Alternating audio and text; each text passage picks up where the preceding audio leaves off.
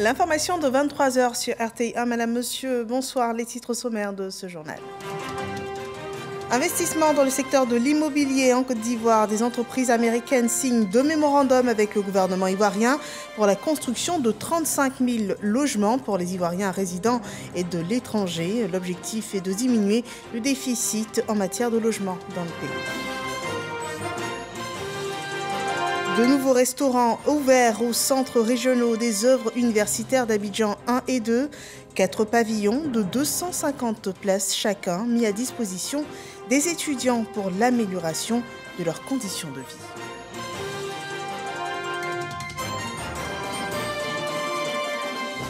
Et puis en musique, le Jagger Alpha Blondy retrouve ses fans 26 ans après son dernier concert à l'Hôtel Ivoire.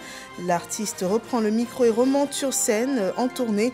Il se produira le 15 juillet prochain au Palais des Congrès de l'Hôtel Ivoire. C'est un spectacle qui promet et on en parle dans ce journal.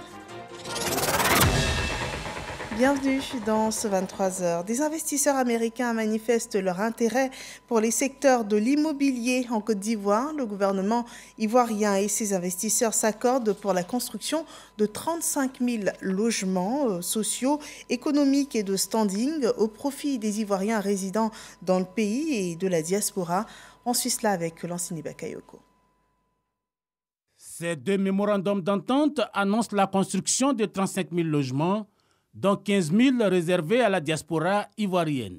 Plusieurs mesures d'accompagnement vont être mobilisées, notamment le foncier, les garanties liées à l'accès au financement des logements, ainsi que les aménagements juridiques et réglementaires. Ce projet, nous avons travaillé dessus depuis 5 ans. Donc, nous avons des logements de type de standing. Aussi à toutes les bourses, on va penser aussi à tous ceux qui n'ont pas assez de moyens, mais qui sont dans les petits métiers au niveau de l'extérieur, de pouvoir acquérir aussi des logements. Ce protocole d'entente marque la détermination du ministre de la Construction, du Logement et de l'Urbanisme à améliorer l'offre en logement et surtout à éradiquer les différentes formes d'insalubrité, principalement dans les bidonvilles et les quartiers sous-équipés. La mission qui nous a confiée, c'est de faire en sorte que les Ivoiriens, dans leur ensemble, puissent être décemment logés. Donc nous nous battons tous les jours pour trouver des solutions. Et pour trouver des solutions avec le secteur privé, puisque l'État accompagne ce secteur-là dans la mise en œuvre de ce projet. Selon Bruno Nabagné-Koné, l'immobilier représente un pôle de croissance indéniable à travers ses effets d'entraînement sur les autres branches de l'activité économique que sur le plan humain et social, en raison de son fort potentiel en matière de création d'emplois, de ressources financières et de stabilité. C'est un cadre qui va évidemment sécuriser l'engagement des acquéreurs, qui va permettre à l'État de suivre les activités de cette entreprise et permettre donc à tous les souscripteurs d'avoir les clés de leur maison. C'est notre souhait. Parmi les sites identifiés pour réaliser les unités résidentielles, on peut citer Jacquesville, Aoué en direction d'Alépé et Yaou à un jet de pierre de Beaunois. Une solution à un autre déficit, cette fois dans l'enseignement supérieur. 2 restaurants universitaires, tout neufs, sont ouverts pour les étudiants des universités de Cocody et d'Abobo-Adjamé. Ils comportent 4 pavillons de 250 places chacun. Ces infrastructures ont été remises par le ministre Adama Diawara aux centres régionaux des œuvres universitaires d'Abidjan 1 et 2, suivant ce commentaire de Sephora Zegui. Les universités Nangui Abrogoa et Félix Houphouët-Boigny ont désormais chacune une cuisine moderne et un restaurant capable de servir 10 000 plats par jour. Cette promesse de Adama Diawara devenue réalité réjouit l'ensemble des étudiants de ces universités.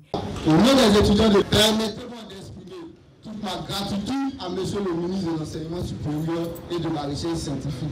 Nous vous prions de transmettre nos remerciements les plus appuyés à Monsieur le Président de la République de Côte d'Ivoire, son Excellence, Monsieur Alassane Ouattara. L'État de Côte d'Ivoire a fait sa part en mettant à notre disposition ce bijou.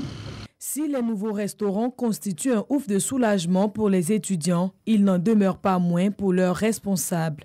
Ce joyau architectural que vous offrez à la communauté estudiantine est, au-delà de l'usage qui sera fait, un aspect de la mise en œuvre de votre volonté de restaurer l'image de l'enseignement supérieur, mais aussi et surtout de lui offrir ses noblesses. La construction de ces restaurants qui comportent une salle de plonge, une zone de cuisson, plusieurs zones de préparation fait partie du programme d'extension des universités, selon Adama Diawara. Malgré tous les efforts budgétaires énormes consentis par l'État de Côte d'Ivoire, notamment depuis l'arrivée au pouvoir du président Alassane Ouattara, alors on a des problèmes au niveau du logement des étudiants, des problèmes au niveau de la restauration des étudiants, entre autres. Mais vous avez constaté que durant toute cette matinée, nous sommes passés d'abord à Boba Diamé, ensuite à Félix Houphouët-Boigny, à Cocody donc, pour inaugurer 2 restaurants universitaires. Ça permettra donc d'augmenter de façon substantielle la couverture en termes de restauration des étudiants. C'est vrai qu'auparavant, on était sur un ratio de 1 plat par jour pour 8 étudiants, mais évidemment avec ces 2 restaurants flambant neufs qu'on vient d'ouvrir, le ratio va s'améliorer de façon considérable. Ces nouveaux restaurants universitaires comptent 4 salles à manger de 250 places, une salle de vaisselle, des bureaux et des équipements de qualité. La construction de ces infrastructures sociales vient soulager les étudiants, les enseignants et le personnel administratif. Une satisfaction de l'enseignement supérieur. La recherche scientifique, 4 chercheurs scientifiques ivoiriens obtiennent les encouragements du Fonds pour la science, la technologie et l'innovation. Ils ont présenté les résultats de leur projet, études faites sur une période d'environ 12 à 16 mois pour un montant de 61 850 500 francs CFA. Et ce sont 4 projets arrivés à terme sur 33 projets au départ, financés à hauteur totale de 1 milliard de francs CFA. Sephora Zegui et Godefroy Okambawa pour le point. 4 projets financés par le FONSTI, Fonds pour la science, la technologie et l'innovation, totalement achevés. Les porteurs de ces projets financés à hauteur de plus de 61 millions de francs CFA exposent sur l'intérêt de leurs propositions. Le projet s'intitule « Projet pour le renforcement de la résilience organisationnelle des entreprises ivoiriennes ». Notre projet a porté donc sur la communication qui a été menée pour lutter contre la propagation de la Covid-19 et protéger les Ivoiriens pendant cette crise.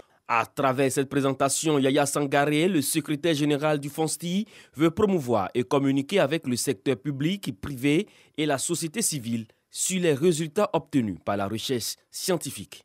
Nous avons financé 33 projets pour plus d'1 milliard de francs CFA. La durée de nos projets varie de 18 mois en moyenne à 3 ans. Vous comprenez ?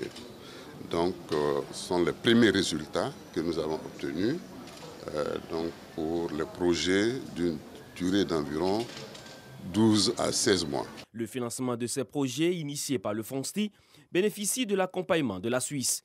Le ministre Adama Diawara et Madame l'ambassadeur Anne Lugo-Moulin ont signé le 14 avril 2022 le Memorandum of Understanding qui a permis le transfert de 5 milliards de francs CFA au FONSTI.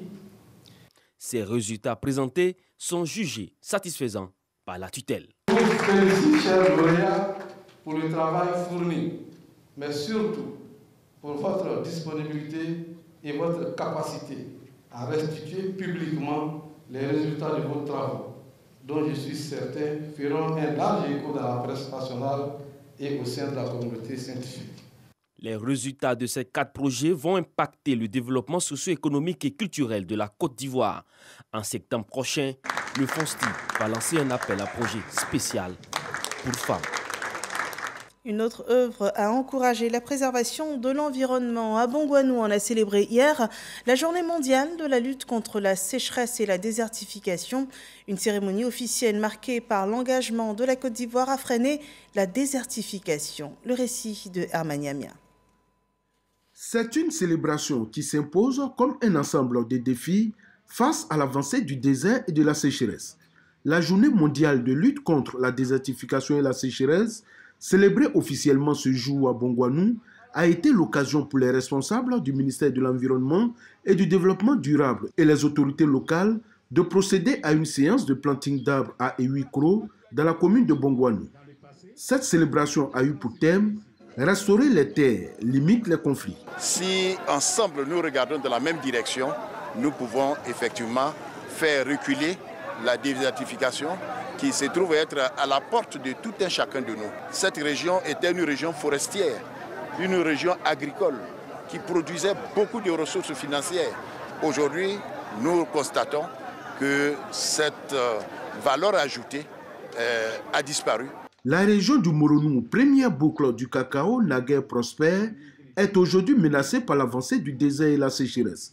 Il faut donc engager la sensibilisation pour freiner ce fléau.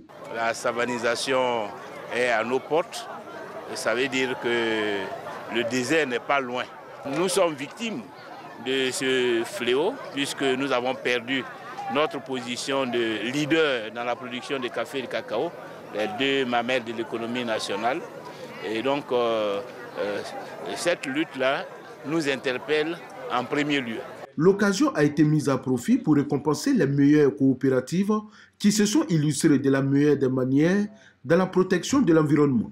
En prélude à cette célébration de la Journée mondiale de lutte contre la désertification et la sécheresse, le ministère de l'Environnement et du Développement durable a initié la quinzaine nationale de l'environnement et du développement durable du 3 au 11 juin autour du thème « Notre terre, notre futur ». Parlant de santé à présent, un bloc opératoire vient renforcer les capacités opérationnelles du système sanitaire ivoirien. C'est la toute dernière acquisition de la polyclinique Sainte-Anne-Marie. C'est un bloc sanitaire de dernière génération qui permettra de prendre en charge les pathologies en cardiologie et en radiologie qui nécessitent des interventions. Didier Nguessan nous en dit davantage. Un bloc dédié à la cardiologie et à la radiologie interventionnelle. Des équipements qui offrent une imagerie en 3 dimensions et des soins regroupés en 3 spécialités, notamment la cardiologie, la gynécologie et la diabétologie. Le ministre de la Santé, Pierre Demba, et son prédécesseur, Aka Awele, visitent les équipements. Sur des activités de pointe comme la cardiologie et la radiologie interventionnelle. Je pense qu'il y a beaucoup de choses qui peuvent être faites entre le public et le privé pour que les populations puissent bénéficier de cet investissement-là que nous avons fait. Cette offre sanitaire, de même que la rénovation tout azimut des centres de santé publics, contribue à doter le pays d'un système de santé performant et à limiter les évacuations sanitaires vers l'étranger. Avec ça, le transport saute, on gagne en temps. Merci à vous qui prenez au quotidien les risques nécessaires pour apporter le réconfort à vos patients. Je veux aussi saluer la noblesse de la mission que vous avez choisi d'exercer. Nous sommes en train de travailler à bâtir au niveau tertiaire un système spécialisé de pointe dans des secteurs comme la cardiologie, la cancérologie, la rhumatologie, etc., sur les grandes spécialités de l'heure, pour que notre pays soit une destination de choix pour les pays de la sous-région et qu'enfin, nous puissions prendre en charge localement les malades. Kwadjo Kwaku, médecin infectiologue, et Dr Louis Benaïwi, cardiologue interventionnel, ont tour à tour présenté la palette de pathologies qui seront traitées grâce à ce matériel médical. Et on garde dans le même temps, un bloc opératoire rehausse l'hôpital général de Madinani dans le nord du pays. Dès l'acquisition de cet équipement médical, au moins 30 personnes ont pu subir une opération chirurgicale et cela gratuitement grâce à une action de la municipalité, nous dit Eugène Atoubet. La pluie, le signe du ciel qui vient accompagner le bonheur des populations de Madinani, localité dont l'hôpital général a enrichi son offre de soins d'un service de chirurgie. Une dizaine de personnes constituant la première vague, venues seules ou accompagnées de leurs parents, sont présentes en ce lieu pour y subir une opération de la hernie. Les patients reçoivent avant l'entrée au bloc toutes les assurances des médecins. C'est son premier rôle d'avoir rassuré le patient. Quand vous lui montrez les étapes, l'homme est intelligent. Il faut pas penser que tu es plus intelligent que lui. Mais il faut lui dire, comme ça, à telle époque, à telle étape, on va faire ça, on va faire ça, on va faire ça, on va faire ça. Donc quand le malade arrive, il est content et puis il vous suit et il revoit ce que vous avez expliqué et c'est plus facile pour lui. L'opération gratuite de la hernie est une initiative de la mairie de Madinani. Événement annoncé plusieurs semaines plus tôt autour duquel il y a eu une forte campagne de communication et de sensibilisation dans la ville même jusque dans les villages du département. Hasard de l'histoire, l'opération est menée au lendemain de l'acquisition par l'hôpital général de Madinani d'un bloc opératoire. Cet homme d'une cinquantaine d'années est le premier patient opéré dans cet établissement sanitaire. C'est une joie pour moi. C'est quelque chose qui sera gravé à la mémoire. La chirurgie gratuite est la suite logique de l'inauguration du bloc opératoire que la mairie de Madinani vient de construire et que l'État a bien voulu équiper entièrement avec du matériel de toute dernière génération. Nous sommes dans la dynamique du développement de la santé de façon globale, afin d'intégrer tous les services principaux. C'est ainsi que nous brasserons tous les souhaits, tous les soucis de toute la population sur le plan sanitaire. Ce sont au total 30 personnes et parmi elles des femmes qui ont été opérées de la hernie en 3 jours de présence de cette équipe médicale. Leur prise en charge post-opératoire est entièrement assurée par la mairie de Madinani. Et voilà, le système sanitaire ivoirien s'équipe pour une meilleure prise en charge des populations dans les centres de santé, des actions de développement qui sont menées en pleine crise de Covid-19. Voyons d'ailleurs le point du jour.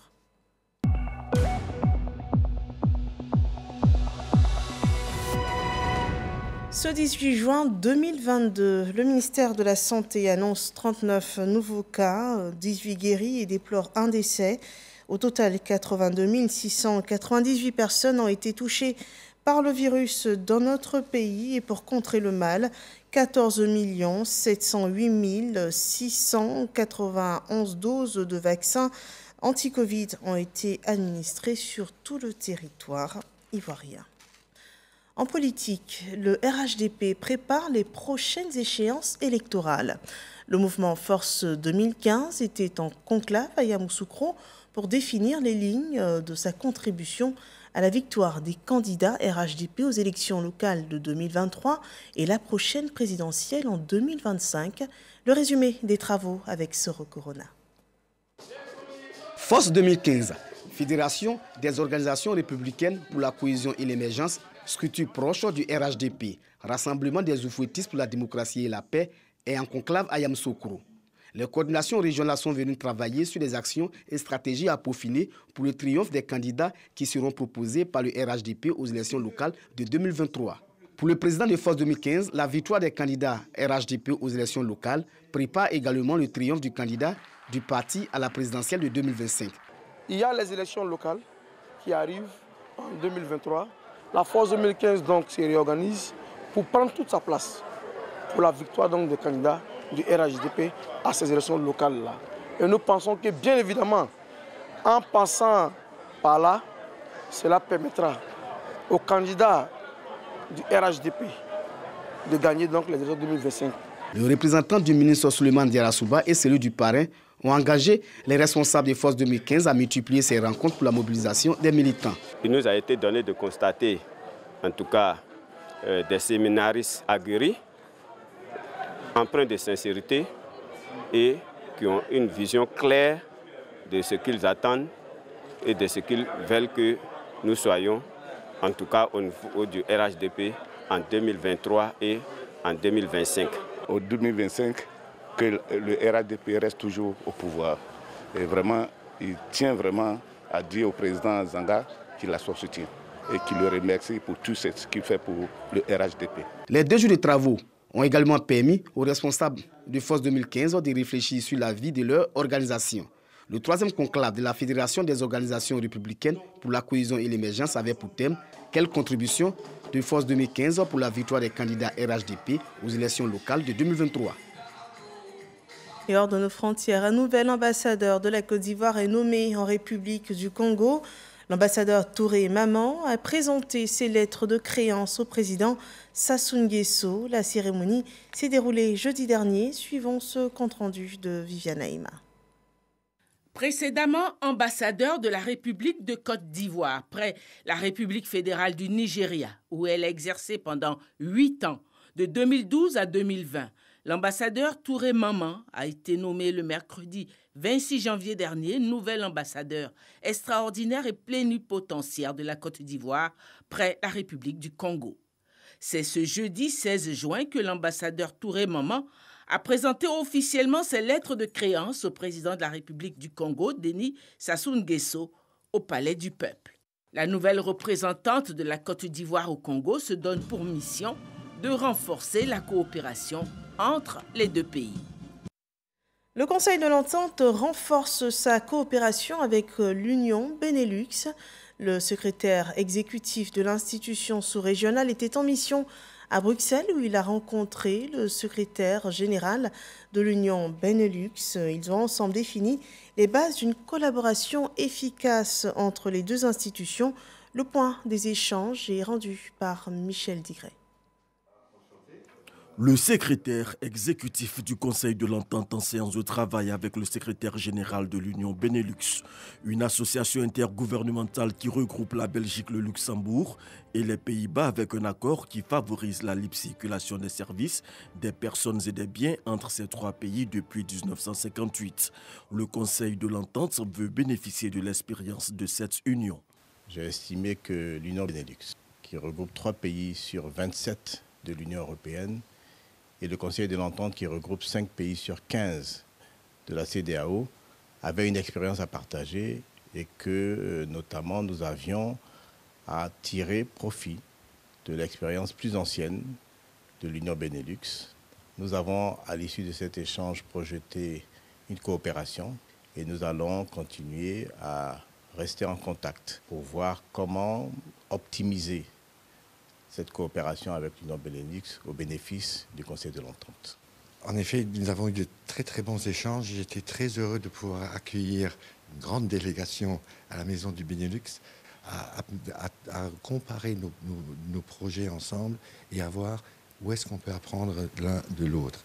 Marcela Montano a profité de ses séjours en Europe pour rencontrer plusieurs acteurs multilatéraux et bilatéraux présents et actifs en Afrique de l'Ouest. Et quelques semaines après la fête des mères, on continue de célébrer les mamans dans la commune de Yopougon. Le mouvement de soutien aux actions du conseil municipal de cette commune de Yopougon a célébré les mamans du quartier Gesco. Une cérémonie de remise de pagne a été parrainée par le maire de la commune. Des précisions avec Frédéric Oulaï. Ce sont des femmes de Gesco dans la commune de Yopougon en Choix qui ont reçu la visite de Issoufou Koulibaly, premier adjoint au maire de la commune de Yopougon. Pour leur célébration, ces mamans ont reçu des pagnes et des dons numéraires des mains de Issoufou Koulibaly. Elles ont tenu à exprimer leur gratitude aux donateurs, puis ont égrené un chapelet de doléances. Honorer les femmes en ce jour, de la fête des mères encore, ça nous va droit au cœur. Chaque année, il vient avec les bras chargés. Aujourd'hui encore, il nous a comblés. Nous lui disons merci pour ses cadeaux, nous lui disons merci pour tout ce qu'il fait pour nous. Issoufou Koulibaly, représentant le premier magistrat de la commune, s'est engagé aux côtés des mamans pour leur autonomisation. Ça fait 2 semaines que nous occupons tous les quartiers et cela permet par ricochet de mettre en œuvre la Côte d'Ivoire solidaire prônée par le chef de l'État. Nous avons trouvé ici des femmes très d'enthousiasme, des femmes vraiment reconnaissantes des actions que le ministre d'État a posées pour la commune de Yopougon et continue de faire. Des femmes qui sont prêtes à soutenir les actions de développement. Au-delà de la fête, elles ont posé des problèmes d'autonomisation et nous leur avons dit que c'est un problème qui est pris à cœur par le ministre d'État. Les maires sont venus de plusieurs quartiers de la commune. L'artiste Bamba Amisara et bien d'autres ont donné une couleur musicale à cette célébration. Et on continue en musique. Alpha Blondy est à l'affiche d'un concert live à Abidjan intitulé Live Experience. Le Jagger National donne rendez-vous à ses fans le 15 juillet prochain au Palais des Congrès de l'Hôtel Ivoire. Et comme il y a 26 ans, dans cette même salle, une expérience de live à travers une plus grande proximité avec les fans. Un moment de communion entre lui et ses baramogog, comme il aime le dire. Issa Chonayeo. Alpha Blondy au Palais des Congrès de l'Hôtel Ivoire. Cela n'était plus arrivé depuis 26 ans. La méga star du reggae ivoirien sera en attraction le 15 juillet prochain. Pour les organisateurs, ce concert est une occasion pour rendre hommage à l'icône ivoirienne. Le choix cette année s'est porté sur notre méga star Alpha Blondy, que nous avons souhaité célébrer le 15. Donc le 15, ça va être une célébration d'Alpha Blondy, une célébration de la Côte d'Ivoire. Et voilà, on invite tout le monde à suivre ce spectacle-là. Ta sale gueule, je n'aime pas ta gueule. Le régiment ivoirien, à travers ce spectacle live expérience, s'engage à donner le meilleur de lui-même pour faire plaisir à ses fans. J'aime pas ta sale gueule. Ouais, Guillaume. J'aime pas ta gueule. Guillaume, I love your girl. Il y a les fans qui n'ont pas eu la chance de nous voir comme ça en intimité. Parce que le palais de congrès, c'est pas un concert, c'est une réunion de famille. Okay? Parce que c'est très intime. Et nous aimerions donner le maximum, comme toujours, pour leur faire plaisir. Comme à son habitude, le chanteur a fait le tour de l'actualité sur les questions de l'heure. J'ai toujours déploré la division au sein de la famille politique ivoirienne. Ça retarde le pays. En vérité, je pense qu'il faut que eux donnent l'exemple pour une réconciliation vraie. La mégastar promet un spectacle de plus d'1h30 avec un répertoire varié d'anciens et nouveaux titres. Voilà, Alpha Blondy qui remonte sur scène, c'est un spectacle qui promet.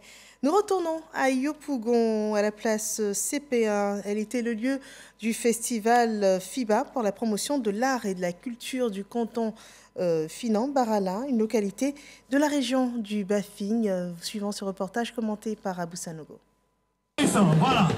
Défilé, chants et danses.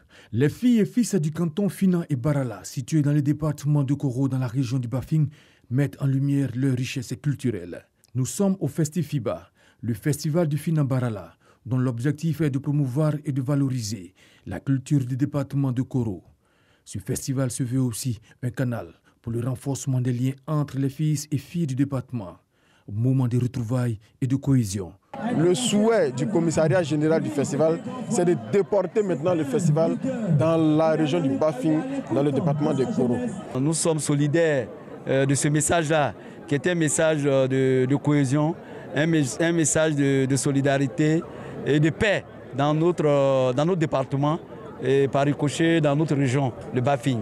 Invité spécial du FestiFIBA, le ministre de l'Enseignement supérieur et de la Recherche scientifique, Adama Diawara, qui a invité les ressortissants du département du Koro et du Bafing à la cohésion. C'est un facteur donc de cohésion sociale.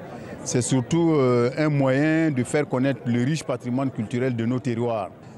Aucun développement n'est possible sans la paix. En tant que collaborateur direct du président de la République, nous sommes en droit de prodiguer des conseils à nos concitoyens pour qu'ils fassent en sorte que la Côte d'Ivoire demeure un pays de paix, un pays de cohésion sociale, de vivre ensemble. FestiFIBA est à sa 2e édition. Parlons à présent des fusillades à la frontière rwando-congolaise. Kigali tente l'apaisement. C'est une fusillade qui a eu lieu hier à la frontière entre le Rwanda et la RDC. Un soldat congolais a été tué et 2 policiers rwandais blessés. Les tensions ont repris entre la RDC et le Rwanda avec la résurgence du mouvement du 23 mars, accusé d'avoir tué en janvier dernier au moins 26 militaires congolais dans une attaque selon le baromètre sécuritaire du Kivu. Et depuis, Kinshasa accuse Kigali de soutenir cette rébellion à prédominance Tutsi, ce que Kigali dément. Voilà qui met un terme à cette édition d'information. Merci de nous avoir suivis. Excellente suite des programmes sur RTI1.